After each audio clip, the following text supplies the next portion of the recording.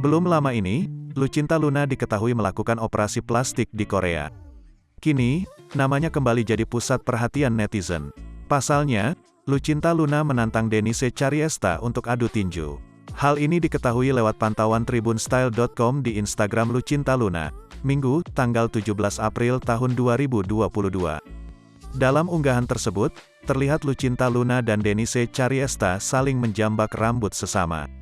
Sontak saja postingan Lucinta Luna tersebut jadi sorotan publik. Tak terima rambutnya dijambak oleh Denise Chariesta, Lucinta Luna pun menulis caption bahwa dirinya menantang untuk adu tinju. "Gue tunggu lu di ring tinju," tulis Lucinta Luna. Tak sedikit, netizen ikut memberikan komentar di unggahan Lucinta Luna.